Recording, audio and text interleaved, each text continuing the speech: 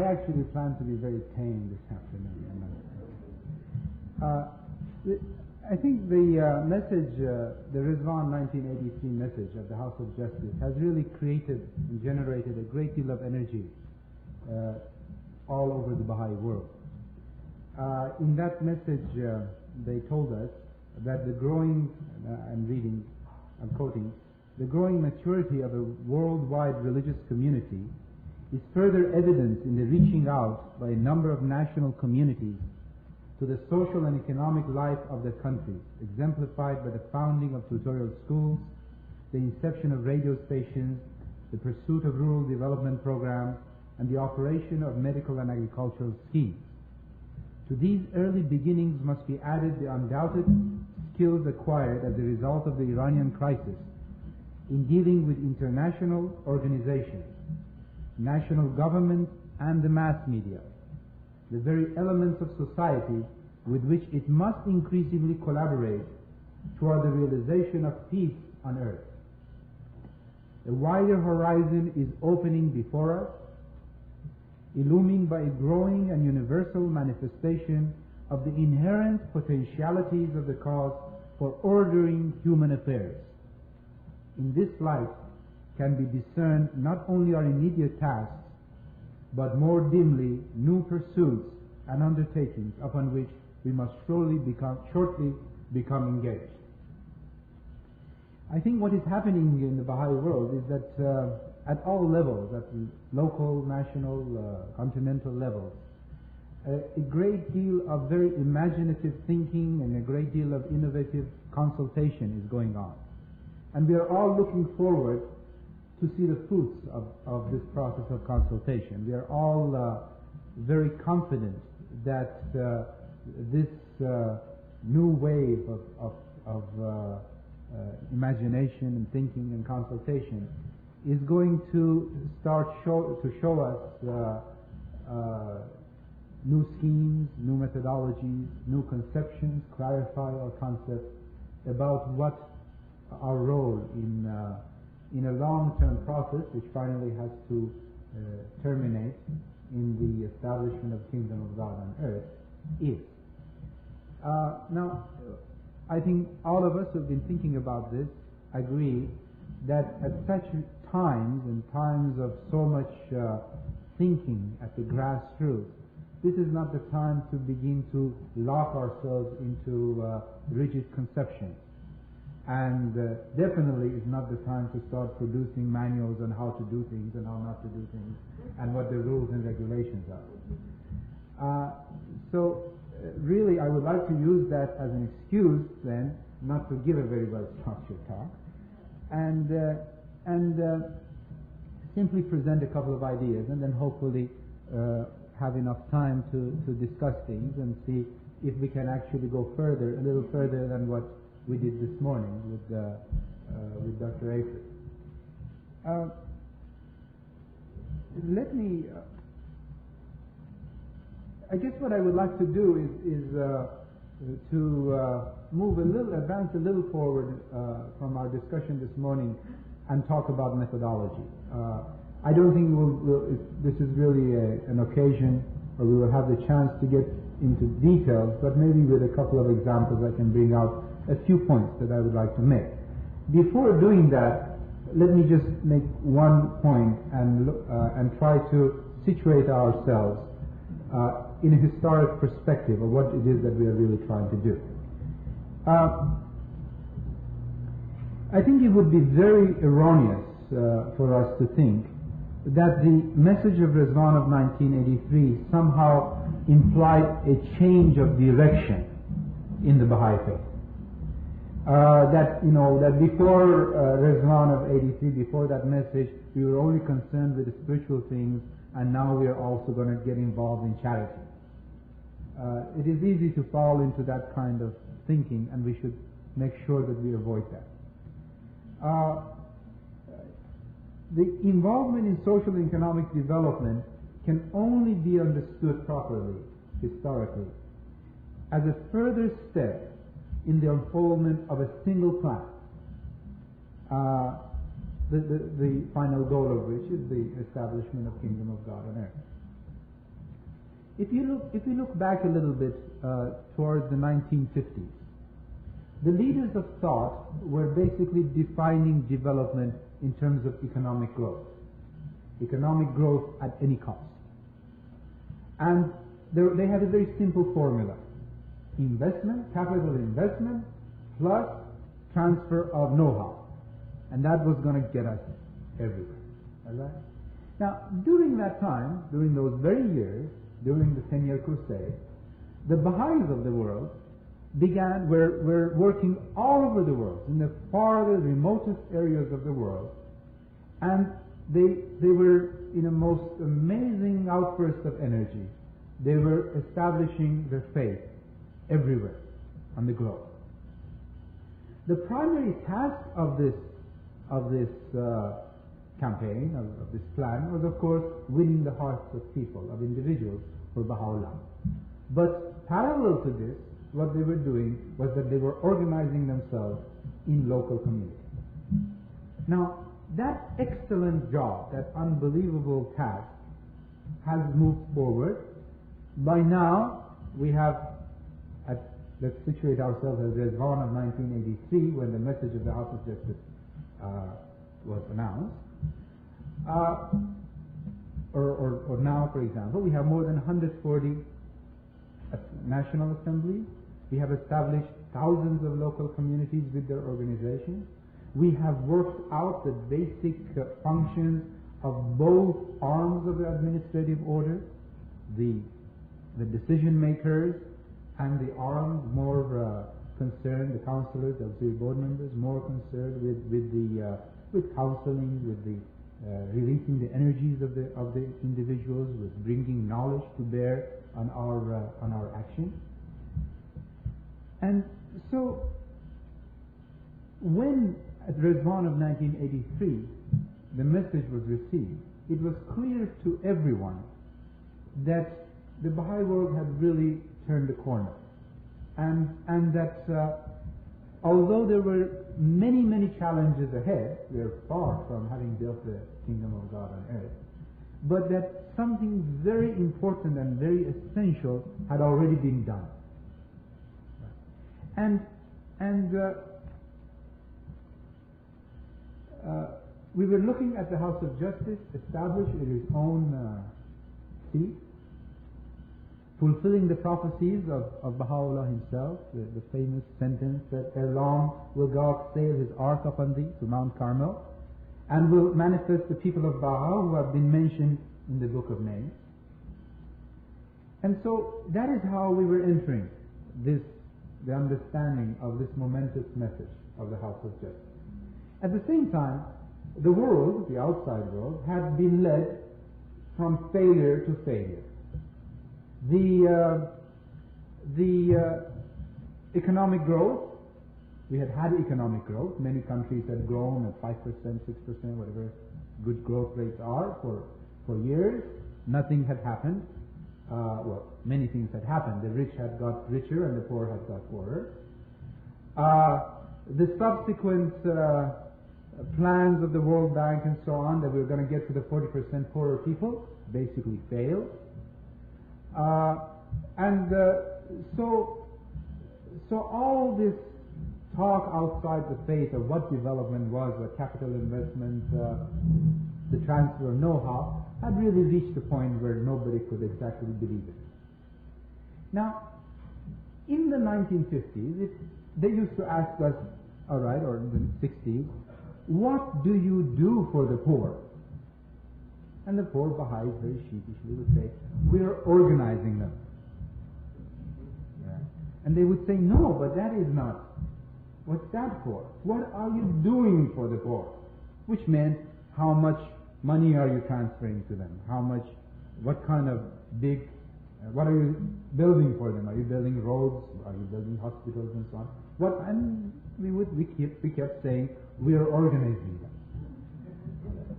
Now, in 1983, in the field of development, nobody would have had doubts, including all the thinkers of the field of development, would not have any doubts to say that local organization is one of the basic elements of any development plan. and that without it, really, development plans are doomed to fail.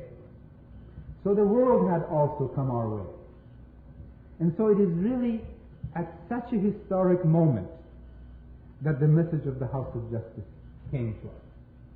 And as we all together saw this morning, a little bit, the Baha'i world entered this new endeavor, the continuation of what it had done. It added to it this new endeavor and entered it from a position of extreme strength. And I think that point is very important, and we should always remind ourselves of that, or whatever discussions we are going to have about development. Now, with that historic perspective, let me go and try to present to you a couple of ideas about methodology. Let us look at the phrase in the October message of the House of Justice that they say that that basically the progress in the development field, in our endeavors, will depend, and I'm quoting, on natural stirrings at the grassroots, and it should receive its driving force from those sources rather than from an imposition of plans and programs from the top. Now, during the past years, again, in the field of development, many workers in the field have become quite aware that plans designed by experts, carried out from a central place, sort of given out to the people out in the villages or the poorer neighborhoods of the city and so on, do not work. So it is not unusual to hear everybody say that top-down development is no good, and that development should be somehow bottom-up. That is the phrase that one usually hears. Translated into this language, the message of the House of Justice is certainly warning us that top-down development will not be the kind of development that the Baha'is are most probably going to get involved in. That there are dangers in that. But what I would like to present to you is that we shouldn't be too hasty to say that therefore Baha'i development is going to be bottom-up the way it is, that phrase is being used outside the faith among developers. Especially because the phrase is being used in so many ways that I don't think anybody really knows what they're talking about, and it is totally confusing. And somehow we have to go back to the statement of the House of Justice about the fact that our development efforts will get their driving force from the stirrings of the grassroots, and try to translate that into concrete things, concrete methods, concrete techniques, and in a much bigger sense, concrete methodologies, which would include conceptions, ideas, as well as techniques, methods, and finally means and products and technologies and everything else. Again,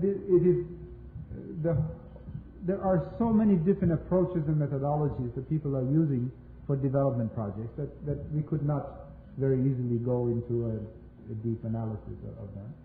But let us just look very briefly at a couple of ideas.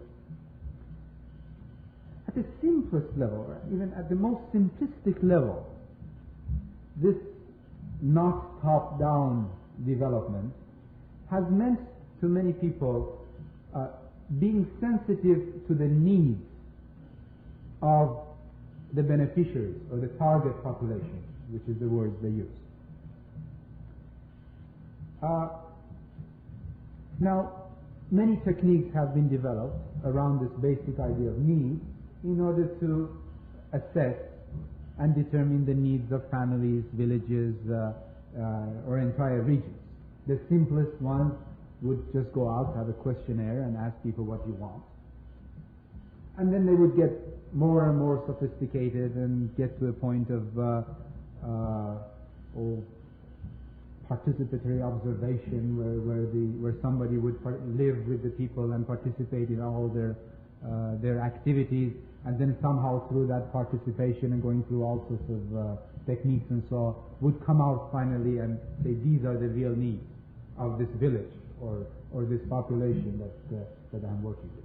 There are a lot of techniques and a lot of methods. There is no doubt for any of us that in the final analysis, Baha'i projects are also going to have to be responsive to the real needs of the people. That is a valid concept.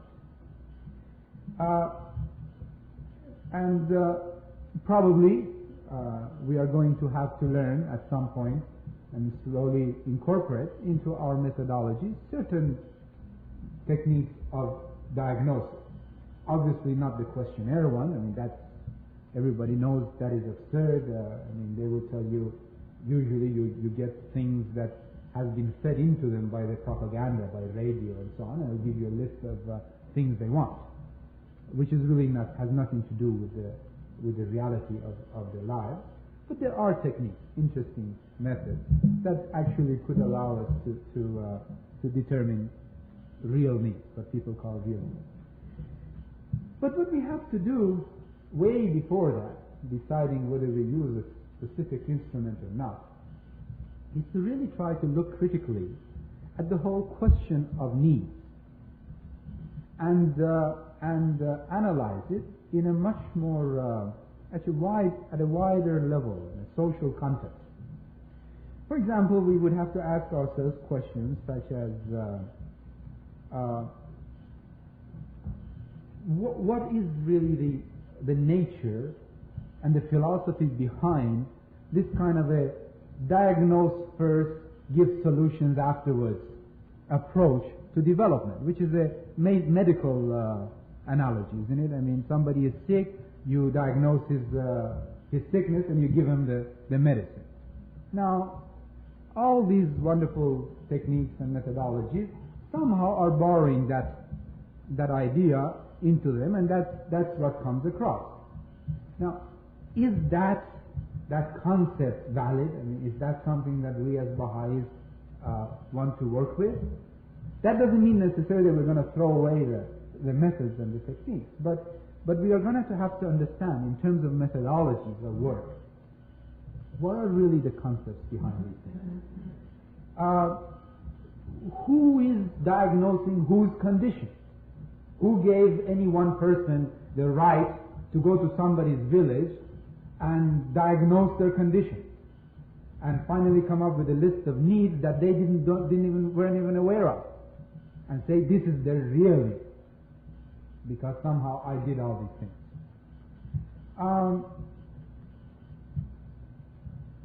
Is development really such a simple thing that you just diagnose the certain conditions, you give the technologies that solve it, and there you are, and everything will just fall into place?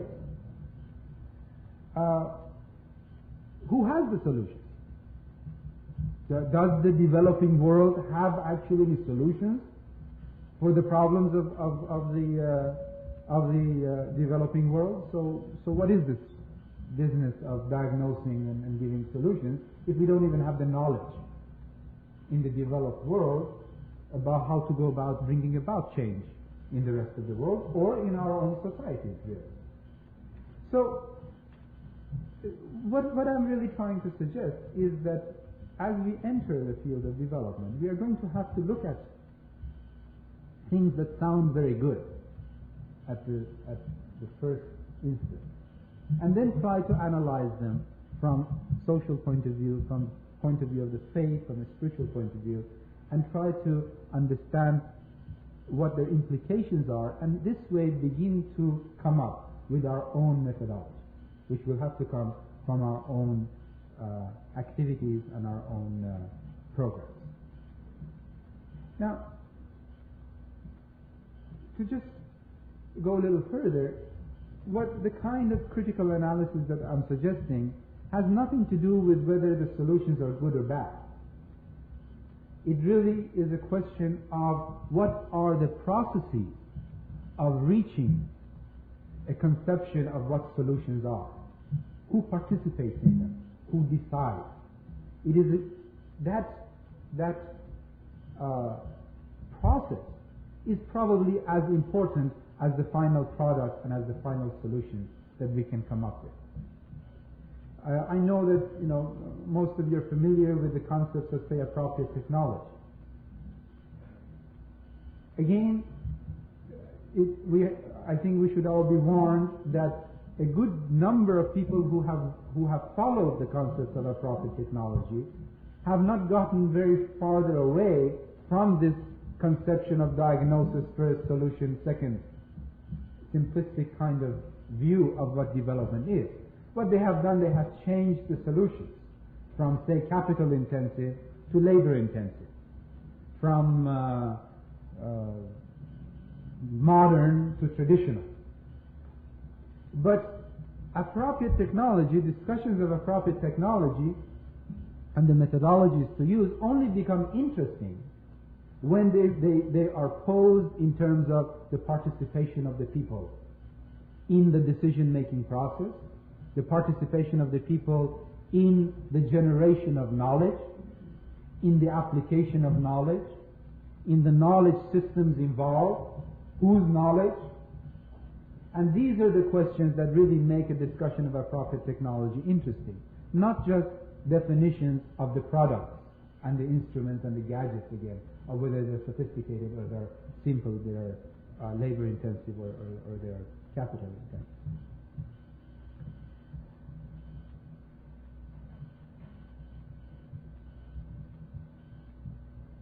Now,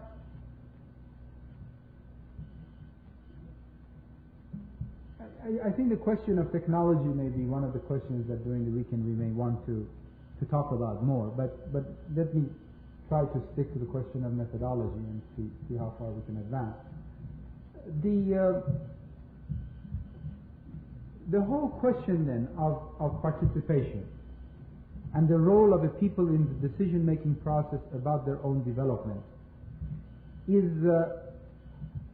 at the heart of the debate of the concepts and the methodologies of development.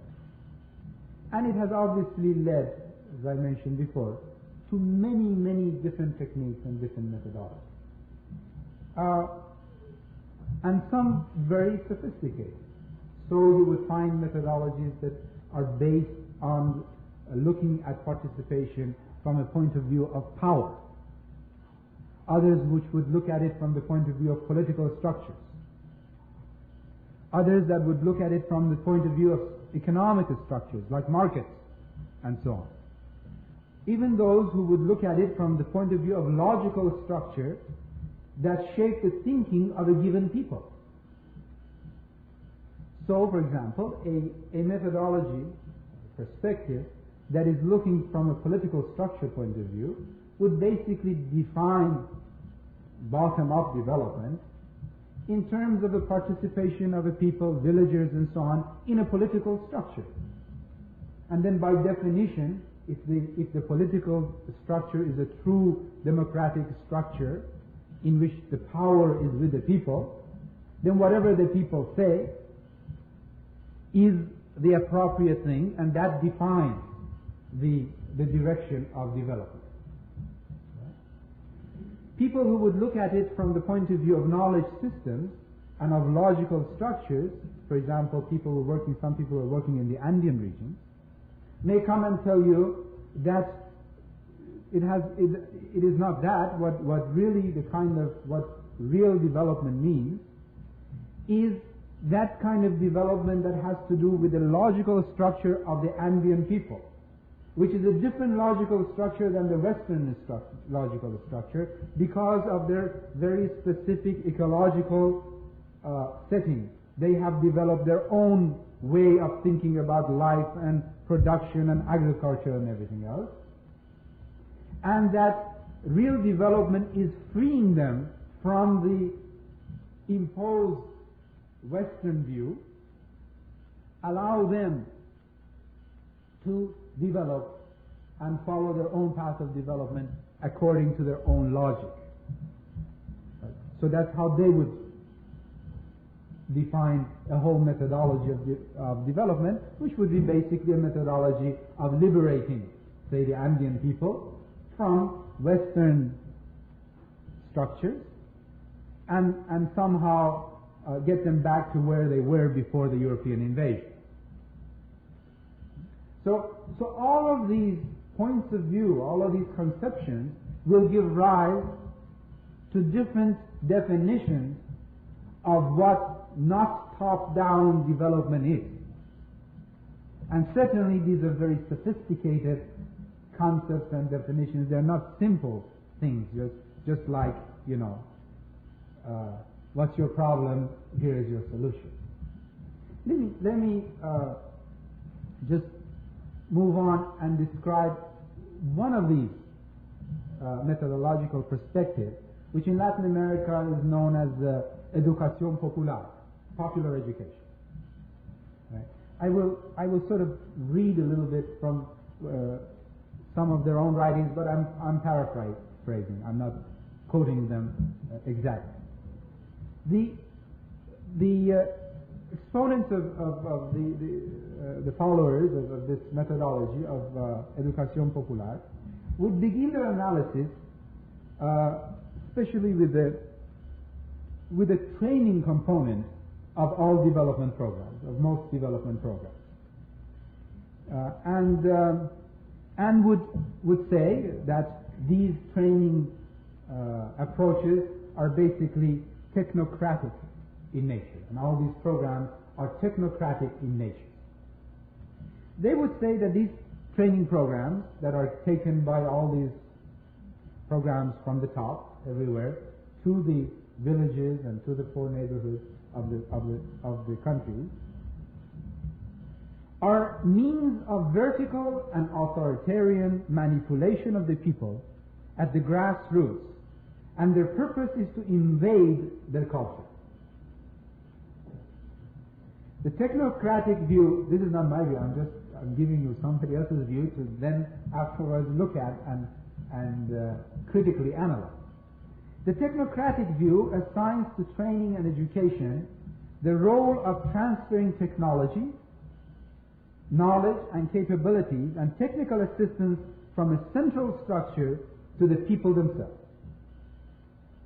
In rural areas, it also makes credit available in order to trap the peasants for a market that offers them manufactured products for cheap labor and cheap food produced by them, which will finally maintain society. When technocratic programs become involved in community development, these people would say, they basically try to mobilize the resources of the community and direct them to become integrated into a social structure that brings them nothing but misery. These community development programs use sophisticated social and psychological methods to change the norms and values of traditional populations, and the corresponding training programs use the manuals of how to do in order to develop skills in the individuals to function under the situation of cultural and political dominance. They go on, and I think it is worthwhile following the argument to the end. Educación popular, they say, on the other hand, is an alternative education which is the people's own process of education. And think of these in terms of a methodology of work. I'm presenting it in that light. It is destined to overcome the causes of oppression and not reinforce them as technocratic training and education does. Educación popular is part of a more ample process of social transformation and is carried out within the very set of complex activities that people at grassroots carry out in order to live and to survive. So it basically concerns itself not with training programs from outside, but looks at what people do and tries to reinforce whatever they're doing. That is part of the essential aspect of that methodology.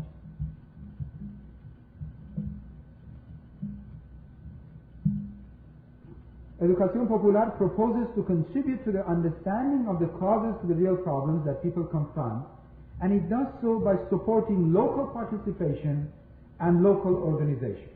They would support any local organization within the population that is trying to do something. Popular education programs are not carried out in vacuum. They always accompany actions in such areas of technology, health, or adult education. The educational activities are not academic, but are always concrete, assuming that the process of acquiring knowledge about reality should begin from everyday events and slowly become formalized and abstract, later to be validated in action again. You begin with actions of the community, you organize them, you reflect on them, you validate them again in another set of actions that you set in motion. That is the basic methodology. In short, popular education assumes that there should be a close connection between action, the processes of generation, and the processes of generation and learning of knowledge. These aspects should be integrated in a permanent collective reflection that should lead to social change and transformation. Then the proponents of this methodological approach would basically put their challenges as 4 or 5 things. They would say they want to discover, recognize, and validate the logical structure in the thinking of the community, as well as the causal relationships among the different phenomena in the community and the corresponding forces of oppression. That's one thing they want to do. They want to reinforce the daily activities of the community and develop them further through constant critical questioning of what happens from day to day. They want to promote the participation of the community members in both action and reflection, so that they would gradually take charge of their own lives collectively through organization. This includes the transfer of the control of development projects to themselves, to the community itself. And then they want to ascertain that all these activities have a permanent character and are not confined to single projects. Now, here is a methodological approach. Probably we would disagree with many of its assumptions, but look at it, at its sophistication, at its political sophistication, compared to a simple process of technological transfer. So, as we look at these different methodologies, and really my suggestion is that one of the activities of Baha'i scholars and people who are going to think about development is to start to look and analyze the methodologies that are out there, to begin to get a vision of what our own methodologies are. We would, for example, look at something like that, and we would probably be impressed, actually, by some of the things that they're saying. They're certainly process-minded, and that is quite an advance from a mind that only thinks of simple solutions and simple packages of things to be handed out to people.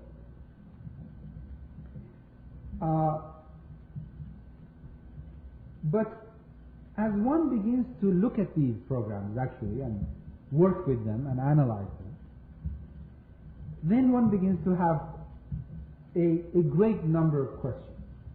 For example, they tend to put too much emphasis on processes, and it seems, especially political processes, and it seems that they consider these processes, political activity, as an end in itself. One can begin to ask them, well, what is the direction of these processes? Where do you want these things to go? And unlike, for example, structured Marxists, these people will not tell you, because everything is supposed to come out of popular education itself. It is this the whole thing. So the process itself of going through this is it. So one really begins to get a feeling of a little bit of anarchy as one talks to them. of where do you really want these processes to go? What is your goal? What kind of vision do you have of a world that we want to build? And that does not come through at all. One can ask them, is everything that the poor do all right? Should we reinforce everything they do? Is somehow political manipulation an ugly thing when it is done by the oppressors, but is beautiful when it's done by the oppressed? Is that somehow we're supposed to believe that and reinforce the same kind of ugliness because it is done by the poor and because they're oppressed?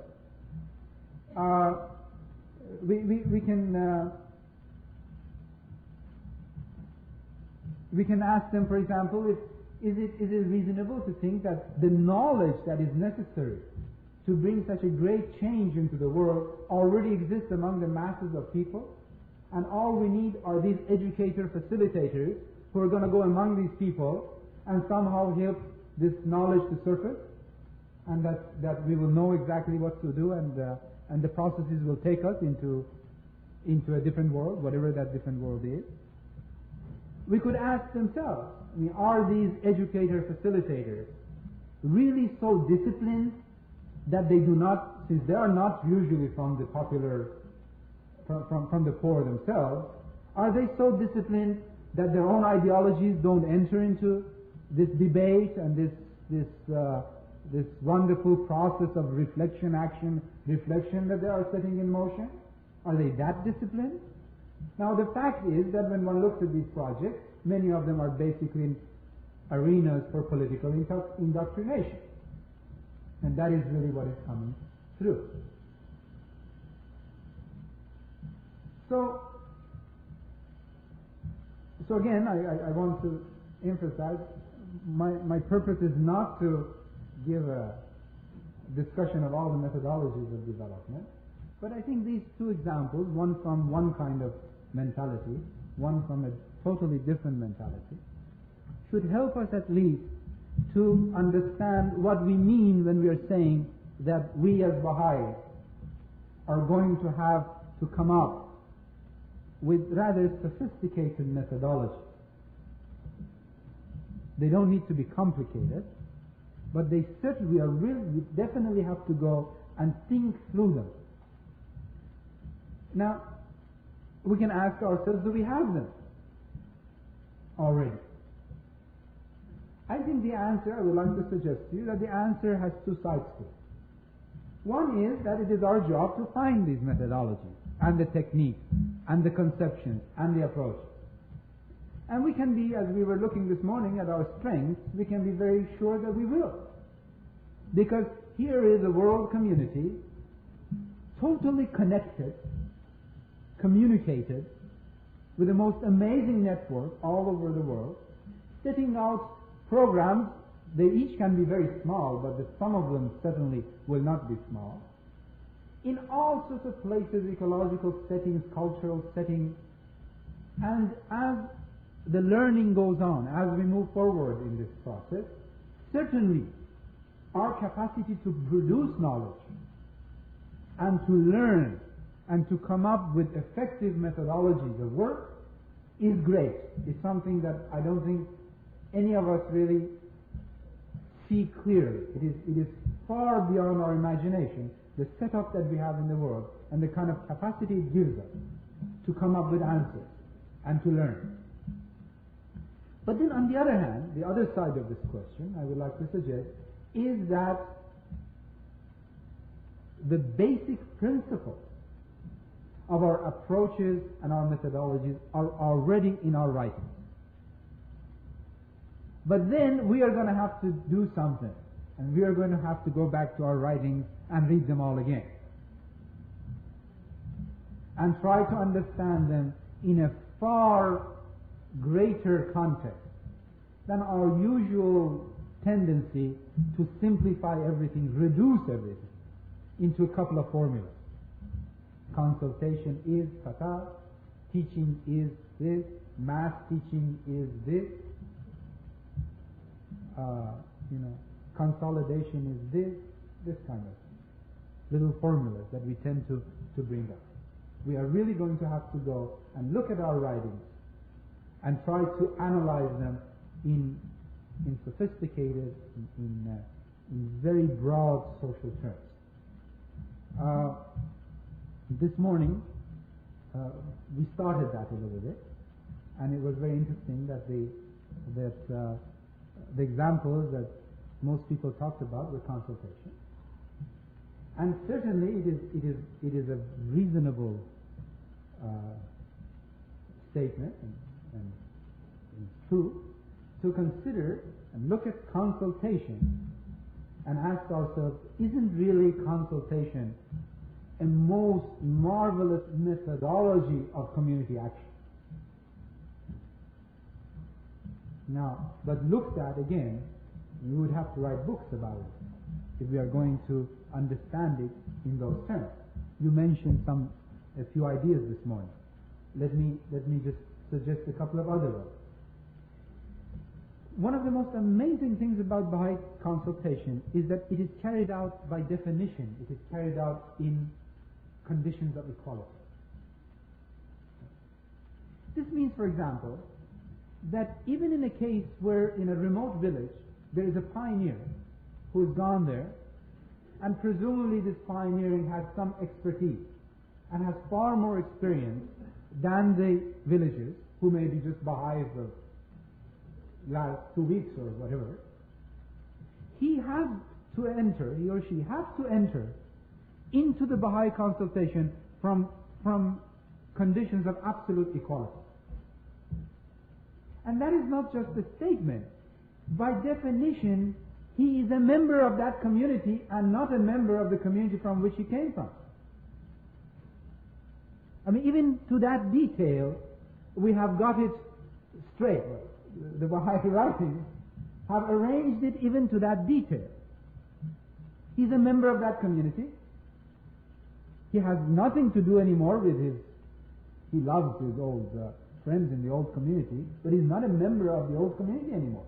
An American believer who goes pioneering is not an American Baha'i anymore.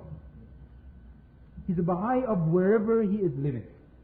Therefore enters into consultation from a condition of equality.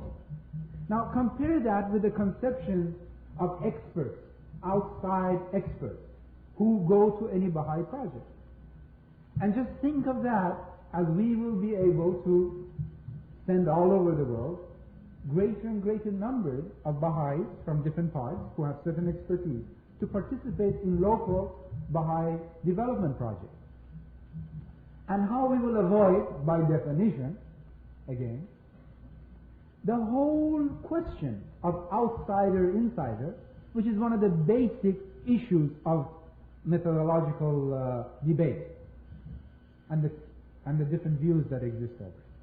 And it's one of those things that none of these programs, including the one I read, the Educación Popular, who would very much like to pretend that they have solved it, they really have not.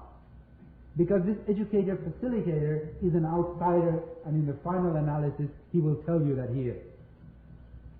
What he has done is that he now tries not to impose his views. He does it under the table. But he also has this patronizing view of the community, because in a certain sense he is trying to shield it from the outside world. He's that guy who won't let bad knowledge and everything come in. He will talk to them about their own knowledge and the creation of their own knowledge. So you see how a simple statement in our writing about the process of consultation and the way we arrange our administration takes care of a whole big issue of methodological debate in the world. Now take that as an example, and I'm sure there are hundreds of others. We'll really be talking about Baha'i methodology. Another example would be the fact that the principles of Baha'i consultation define very clearly our attitudes and our views of knowledge systems. just by the fact that everyone's view, including the least educated, is to be taken equal to everybody else's, means that we automatically, when a group of people in a village get together to talk about their development project, including villagers, old ones with a lot of traditional views, the young ones who have gone to the next village school, and the pioneers come from somewhere else with a total different culture, we automatically are able to tap into different knowledge systems and treat them in a spiritual atmosphere of harmony and try to get out of those knowledge systems the most we can. Again, that simple fact compared to the hundreds of papers that these days are being written on the whole question of the tension of the knowledge systems, different knowledge systems in development. The traditional versus the modern, the intuitive, the quantifiable, the exact, etc., etc. Okay? But we have the structure to actually tap into all these different knowledge systems, and we have the extra benefit of the fact that our consultation should be always accompanied by consulting the holy text. That contains balance and really brings in illumination, because all these other knowledge systems are, after all, knowledge systems of mankind, of humankind, and they are very fragile, constantly changing anyway. I would like to now just give you an example to get this to a more practical level. I probably tired you with all these things. But let me just give you an example of something I participated in. As an example of the search that Baha'is are going through as to how they're supposed to do these things and what kind of methods and techniques and methodologies they should use. I had the privilege of accompanying a group of people, an auxiliary board member, one or two members of the proper regional committees, to a village, a Baha'i community, a few months ago in Colombia, in which they were basically going to that community to begin a process of consultation about a message, about the October 20th message of the House of Justice. Now, I have participated in other programs, I have studied programs when, again, workers, Educación Popular, or the diagnosers, or whoever go to a village and try to start under very uncomfortable circumstances, try to begin to move things to get a conversation going. But there we were not outsiders. Not because we lived there, but because we were there presenting the institutions of the Baha'i faith, which, after all, those villagers who were Baha'is, it was their faith. Right? Some of them were the members of the local assembly of this administrative structure. Someone was a member of a committee at a regional level. Actually, one of them was, and somebody was coming from outside. Right? Someone was an auxiliary board member. So we were clearly beginning a consultation from inside. There was no question of anybody from outside coming and doing anything for anybody. Here we were, Baha'is, members of a Baha'i world community, respecting our different roles of our structure, of a world structure, and saying, all right, here we are. Here is a message from the Universal House of Justice, our supreme body. And they have told us to begin to think about the material well-being of our communities as well as the spiritual well-being. And now, here you are, we have come to consult and see what do we do? And what are the things we would do in this village?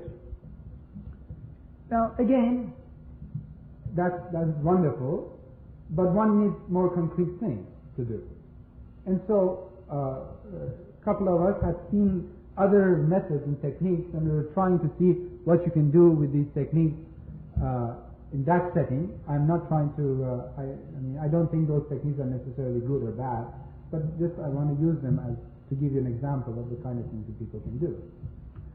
So, the consultation then was not just a consultation in which one would say, all right, give your opinion. There was structure to the consultation. We had thought about a series of steps that we would go through to consult about this very important theme of defining for that village, for that Baha'i community, a path of their own development. So we sat around and we said, all right, why don't we first, each one of us, tell what are the activities, daily activities that go on in our community. Then everybody started talking. We cook. We bring water from 2 kilometers away. We gather wood for fire. We have 19-day feast. We have a small fund. We sleep. We have children. We die. We marry. We have a cornfield. We have a long list of things that we do. All right. Then we said, all right, can we, from all these things that we do, can we together, by consulting, decide which ones need a lot of improvement and which ones need little improvement? And we decided that we would give to these things numbers, 0 to 10. This is crude methodology, but this was a beginning to see what we could do with things. And so we talked, and somebody said, all right, water, bringing water, 10. They're all sick and tired of going and bringing water from so far away. Gathering wood, 10, because there was no wood anymore. All the trees had finished and they had been cut down. Preparing food. The older ladies in the group said 0. And personally, I thought they were right. I said, great. I'm sure you cook very well, and this is fine. This is good. Then one of the young girls said, but shouldn't we think a little bit about the nutritional content of what we eat? And they all talked. 5. Good 5. The 19-day feast. Actually, this community has a great 19-day feast because they really have a feast and they play and they have but they don't have an administrative part. Again, they wanted 0. This was great. And then one of them, who is the member of the committee and has more administrative capacity, says, but shouldn't we add better administrative part to our 19-day feast? Again, 19-day feast got 5. So we went through this activity, and everything got some number as to whether it is to be improved or not. And we really didn't have to go through these sophisticated ways of weighing things. I mean, it was just a consultation. It was a process of doing something. Then we said, now let us do something more. Let us take these things and separate them into 3 categories. Those that we can improve with no help from outside. Those that we need some help from outside. And those that we would have to do almost entirely with resources from outside. But again, we were insiders doing this. And so we began. The water system, it was 100% from outside. In that setting, they needed 3 million pesos to build the aqueduct, and they just didn't have it. And it was clear that the Baha'i faith didn't have it. So this was going to be something that we were going to go for some other time from outside. I'm starting with the ones that had 10. The one that had to do with gathering wood, which also had the 10, fell in the second category. They first thought they didn't need any help from outside. It would be all themselves. then actually one of us suggested, but wouldn't it be nice to know, to bring somebody from outside who knows from forestry and so on, to just give a few ideas, basic ideas, how you plant trees and how you can do a simple reforestation program. They looked at it and said, all right, let's put it in the second one, because we can do it, but it is nice to have some input from outside. They had put the contribution to the fund actually also at 10, which is strange because they have a little school and they contribute to it. Baha'i school, but they felt that it was really urgent, so 10. And they said, all right, that one is in the first category, we do it ourselves. Right? So they went through, and they put different things, the 9s and the 8s and so on, in these 3 different categories. Now, the other friends have gone back to this community, and they are in a process, the committee, again, within the administrative order of the faith, not as development workers, but as part of the programs of the National Assembly. This auxiliary board member and the committee members, I think, have gone to that community, all right? And they're in the process of using this thing and to find out how they can define a path for development. I haven't been back there. I don't know exactly the results. But what it was obvious in that time, that projects were just going to come out by themselves. It was obvious that they could do a reforestation, simple reforestation project from themselves. Right? Maybe this is a very simple example of the kind of things we can do to get the stirring from the grassroots. I'm sure we can do 100 times better. I think we can do many better things. We can come up with marvelous methods of doing it. But for that, we really have to begin to get involved in the writing, begin to analyze our writings at a much deeper level, try to understand them in terms of social processes, but social processes of the world, not just the North American social processes. There is a world out there which is very different from North America, and which, if I understand it right, the path of development that it is going to have to take, according to the Baha'i sense, is not to come towards North America, but to go further and further away from it. And it is North America that is going to go somewhere else before we get to the kingdom of God on earth. Therefore, trying to understand the writings and the implications of everything within the North American culture somehow isn't going to be the way to arrive at these very deep understandings of what our faith is about. But that doesn't mean that the North American culture also obviously has its contribution to make. But somehow we have to bring that up to a condition of equality. We have to learn to consult at the world level in conditions of equality, cultural equality. We have to understand these other cultures and begin to accept that they have many, many valid points, analyze and understand their social processes, and understand our writings and our teaching as they apply to these social processes equally within the North America and in other parts of the world. And then we have to do many, many projects. For these many, many projects, we need human resources. The human resources for these projects are sitting, most of them right now, in North America and Europe. We need to sacrifice. We need to rise. And we're going to have to do at least what these popular educators do, which really do leave their own cultures and their own settings and go and live with those people for different reasons. And they don't talk so much about sacrifice as we do. The word doesn't even enter into their methodology as I read it to you. They don't talk about themselves as being sacrificed for that process. But Baha'is do. Each time we do the slightest thing for the faith, it is a great sacrifice. And if we get up and leave all these beautiful things in our homes and go somewhere else to pioneer, go to a village to live in a year, it is the greatest sacrifice.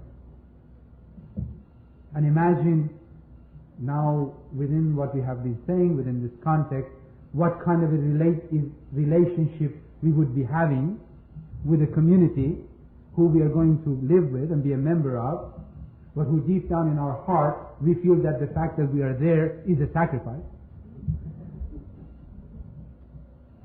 Right? This is the other side of the coin. I had to. He said that I said something, so I had to end talk with some of these concepts. Right? So we really have to go a long way along our own path of a spiritual development, if we are going to do all the things that we are saying we are going to do because we have all the strength that we have said we do have. And just to finish, let me read them something from the October message of the House of Justice on that exact point. They say the steps to be taken must necessarily begin in the Baha'i community itself, with the friends endeavoring through the application of the spiritual principles, the rectitude of conduct, and the practice of the art of consultation, to uplift themselves and thus become self-sufficient and self-reliant. Moreover, these exertions will conduce to the preservation of human honor, so desired by Baha'u'llah. In the process and as a consequence, the friends will undoubtedly extend the benefits of their efforts to society as a whole, until all mankind achieves the progress intended by the Lord of Age. Ultimately, the call to action is addressed to the individual friends, whether they be adults or youth, veteran or newly enrolled. Let them step forth to take their places in the arena of service, where their talents and skills, their specialized training, their material resources, their efforts of time and energy, and above all, their dedication to Baha'u'llah's Baha'i principles can be put to work in improving the lot of man. I think we should.